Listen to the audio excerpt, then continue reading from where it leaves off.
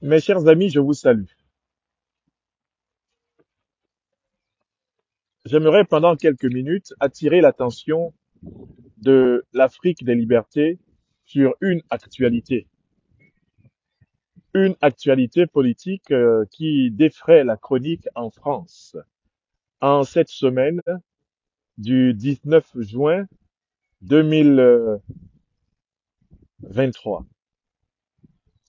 Cette actualité est toute simple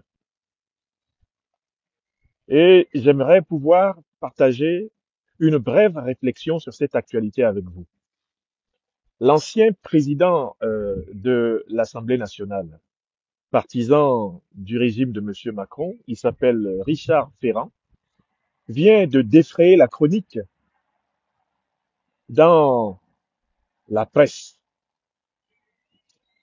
française à l'occasion d'une interview qu'il a accordée. Richard Ferrand souhaite ni plus ni moins qu'une modification de la Constitution de la République française qui date de 1958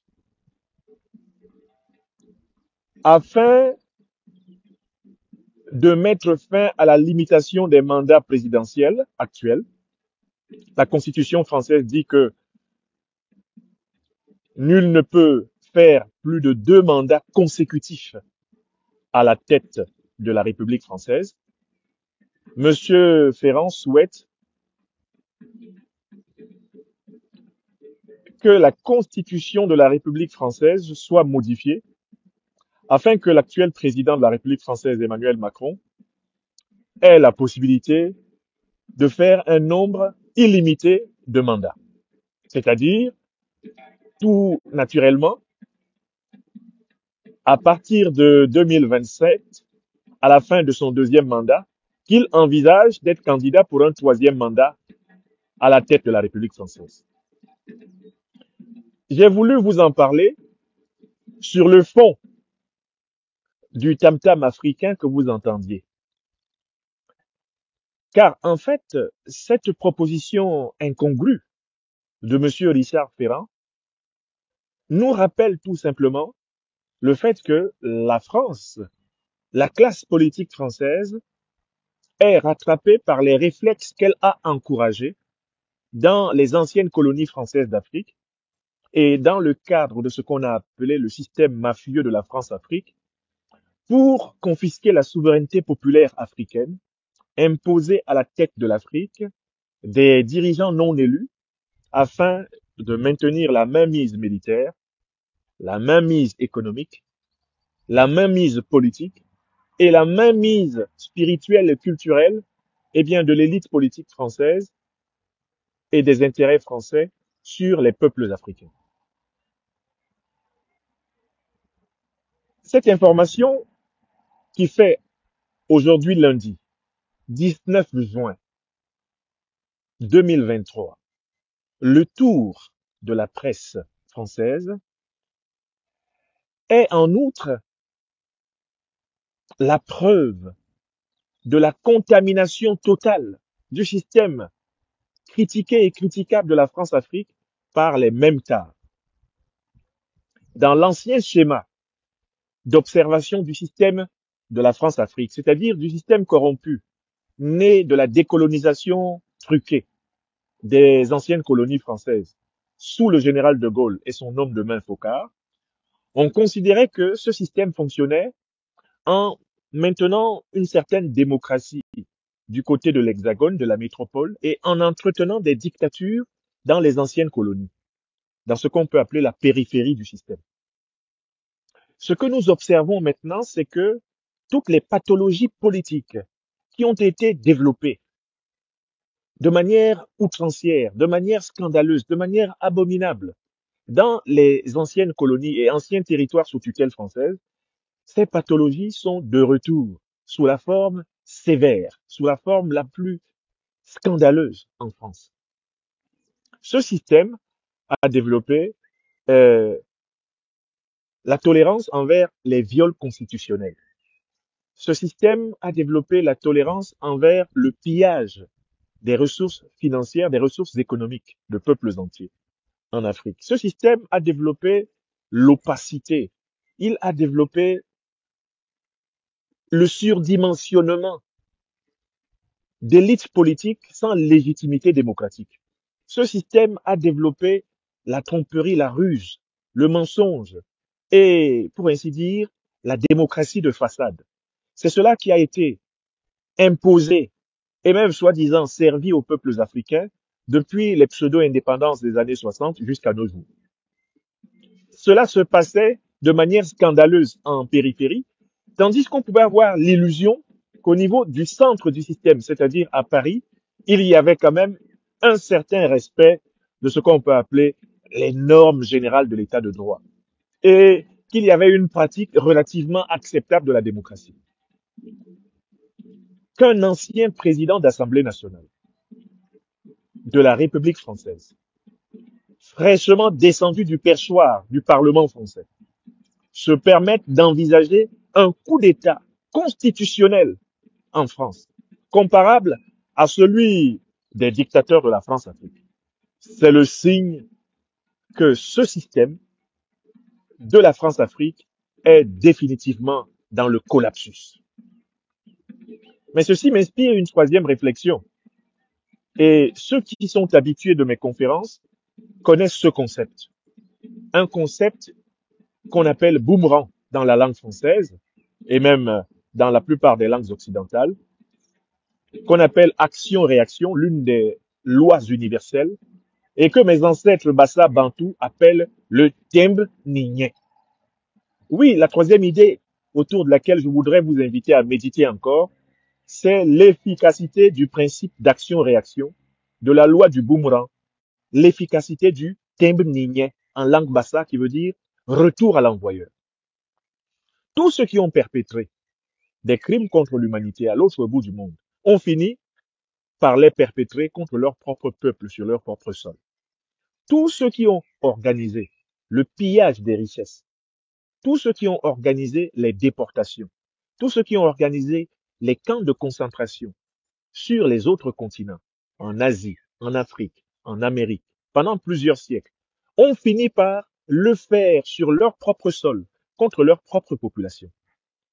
Tous ceux qui ont organisé des mafias politiques qu'on a abusivement appelées démocratie en Afrique, en Asie, en Amérique latine, toutes ces puissances qui l'ont fait, aujourd'hui, sont en plein dans les formes les plus graves des pathologies qu'elles ont impunément développées pendant des siècles à l'autre bout du monde. Regardez, la démocratie américaine est en crise. L'épisode honteux du Sénat américain envahi par la foule. L'épisode honteux de députés et de sénateurs américains courant dans les couloirs du Capitole pour échapper à la colère de la foule. Il marquera à jamais l'histoire. Mais les États-Unis d'Amérique n'ont pas hésité à installer toutes sortes de régimes fantoches depuis plusieurs siècles à l'autre bout du monde, simplement pour s'assurer le pouvoir d'exploitation de ces pays. Les scènes qu'on a vécues dans les États satellites des États-Unis d'Amérique, on est en train de les vivre désormais au cœur de l'Amérique et dans ses institutions. En Allemagne, je vous fais remarquer qu'à la fin de l'année 2022, une tentative de coup d'État a été déjouée par le gouvernement fédéral d'Allemagne. C'est-à-dire que l'Allemagne, qui est une démocratie plutôt fragile parce qu'elle est née à l'issue de la Deuxième Guerre mondiale, l'Allemagne souffre désormais en son propre sein du collapsus démocratique, au point que des Allemands tentent de prendre le pouvoir par coup d'État. Ça s'est passé en décembre 2022. Ce retour de bâton, il s'observe désormais ici en France. Qu'un ancien président d'Assemblée nationale, dans une période où le régime politique français est en crise de légitimité démocratique, avec l'épisode de la réforme des retraites qui a été menée en utilisant de manière abusive et outrancière l'article 49.3 au mépris de l'opinion de la majorité du peuple français.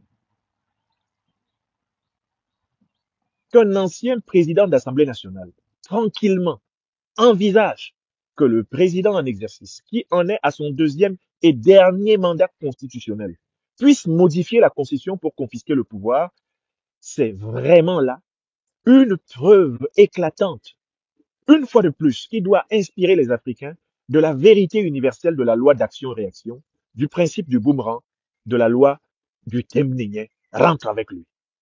Et maintenant, je voudrais conclure ce bref propos. Je fais partie des fils de l'Afrique et des citoyens adoptifs de France qui, depuis pratiquement 30 ans maintenant, ont produit des ouvrages, des conférences, ont produit des analyses, des articles de presse, ont participé à des actions de sensibilisation, ont participé à des actions de conscientisation sur la nécessité du démantèlement du système mafieux de la France-Afrique, c'est-à-dire un système rassemblant des élites corrompues de la Ve République française, des élites corrompues des anciennes colonies françaises d'Afrique ou territoires sous tutelle française d'Afrique, pour exploiter les peuples africains tout en trompant le peuple français. J'ai toujours dit qu'il était de l'intérêt des peuples africains et du peuple français que ce système soit démantelé. Parce que, incontestablement, les peuples africains en souffrent, en ont souffert davantage que le peuple français. Mais j'ai écrit, et vous pouvez trouver le chapitre 7 de mon livre de 2014, Critique de la tragédie camerounaise, dans lequel je traite en particulier de la politique coloniale de la France au Cameroun. Et je disais dans ce livre, et c'est encore presque dans ma mémoire, le livre est à la maison, je disais dans ce livre-là, il viendra un jour où toutes les pathologies politiques que le colonialisme et le néocolonialisme français ont développées en Afrique éclateront en plein jour à Paris. Quand ce jour-là arrivera, il sera trop tard, car la défaite intellectuelle du système france-africain se paiera en réalité d'un désastre collectif. Les peuples africains qui ont souffert pendant plusieurs décennies et maintenant plusieurs siècles de ce système d'exploitation seront rejoints dans cette souffrance par le peuple français. Voilà presque de mémoire ce que j'ai écrit en 2014. J'appelais à cette époque-là les Françaises et les Français à prendre conscience du fait que le système mafieux qui a été imposé aux Africains par le colonialisme et le néocolonialisme français finirait par être utilisé contre eux. Et donc, j'appelais à la solidarité des peuples, à la solidarité des élites intellectuelles africaines et françaises éveillées pour penser une autre coopération, pour sortir de l'enchaînement dans le cercle vicieux du boomerang qui est aujourd'hui en train de faire des ravages. J'appelais, et cela depuis plus de 20 ans, au retrait intelligent des forces françaises présentes sur le sol africain, d'autant plus qu'elles sont toujours installées dans les emprises des camps coloniaux de la France en Afrique. J'appelais au démantèlement intelligent de la monnaie néocoloniale française du CFA et à la responsabilisation des Africains dans le pilotage de leurs économies, dans le pilotage de leur monnaie. J'appelais à une alliance intelligente entre les élites véritablement démocratiques de France et les forces vives, innovatrices des sociétés africaines, afin de construire un partenariat sur la base de la vérité, de la justice, de la réparation et d'une réconciliation sincère, fondatrice de l'égalité, de l'équité, de la paix et de l'harmonie des peuples.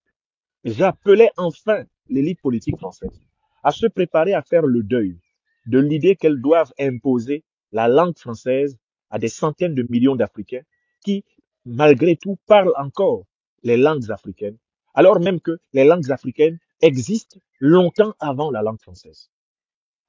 Aujourd'hui, le système s'effondre. Comme le dirait chinois Achebe, things fall apart. Moi qui suis le messager et qui depuis plus de 20 ans dans ma vie a écrit plusieurs ouvrages pour essayer de contrecarrer cette catastrophe. Je me suis retrouvé en France aujourd'hui indexé comme un ennemi d'un pays auquel j'ai voulu éviter la catastrophe dans laquelle il est en train de rentrer. L'économie allemande est en récession. Inévitablement, la récession de l'économie française va suivre, d'autant plus que les pays africains, les peuples africains, ne se laisseront plus exploiter par la monnaie française, le CFA, ne se laisseront plus imposer des dirigeants par la puissance française. Les pays africains ne se laisseront plus intimider par la violence politique internationale de l'Occident et en particulier la violence politique internationale de la puissance française. Il va falloir que la France apprenne à vivre sans l'exploitation de ses anciennes colonies. Mais le problème, c'est que la France n'a pas appris à le faire. Or, elle va se retrouver dans un délai extrêmement court. Et les choses vont aller très vite. Et elles sont en train d'aller très vite. Elle va se retrouver au dépourvu. Elle va se retrouver dans des crises de fourniture de matières premières énergétiques. Elle va se retrouver dans des crises de fourniture de son industrie. Elle va se retrouver dans des crises de débouchés. Il n'y a qu'à voir, par exemple, l'avalanche de fermeture des agences des banques françaises en Afrique. Allez étudier le dossier de la Société Générale en Afrique. Pratiquement plus de 30 agences qui ont dû mettre la clé sous l'opération. Allez étudier ce qui se passe dans de nombreuses filières industrielles où, en raison de la crise des relations politiques internationales, l'approvisionnement de l'industrie française est menacé. Un certain nombre de produits utiles même au fonctionnement de l'administration, au fonctionnement de l'État, se mettent à se raréfier en raison de cette crise politique internationale.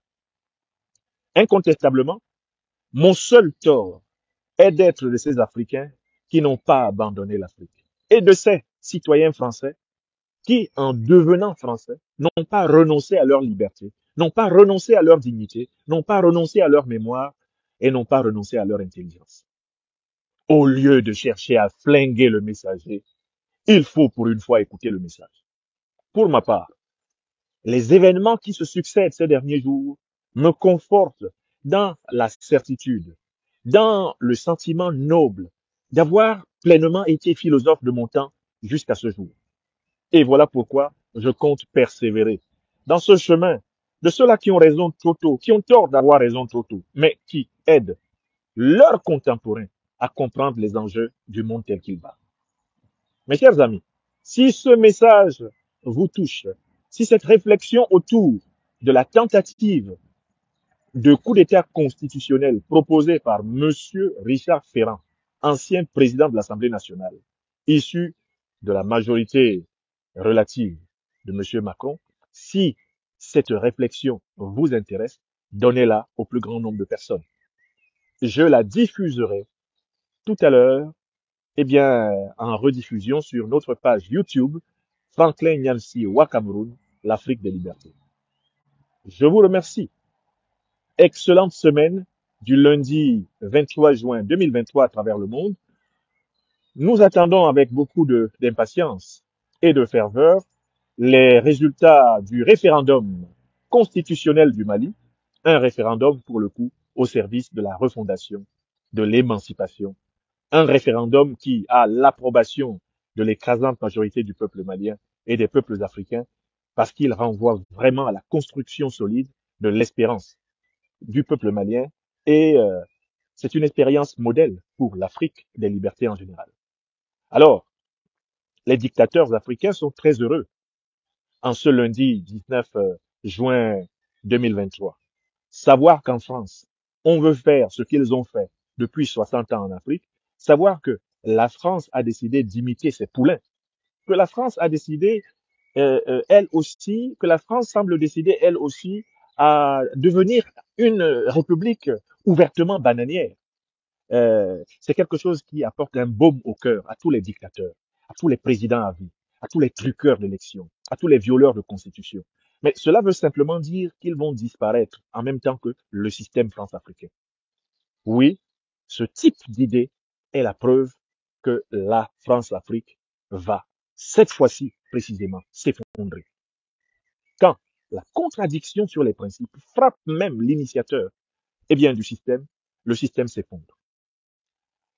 Ainsi soit-il, ainsi soit-il pour la liberté des peuples africains, premiers martyrs dans cette relation, et du peuple français, maintenant martyrisé, et qui apprend à sentir ce que les Africains vivent depuis plusieurs décennies, depuis plusieurs siècles.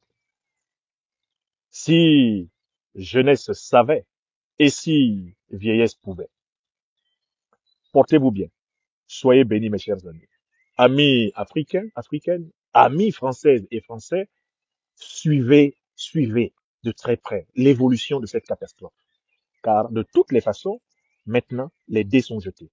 Aléa, Yacta, Est. Merci.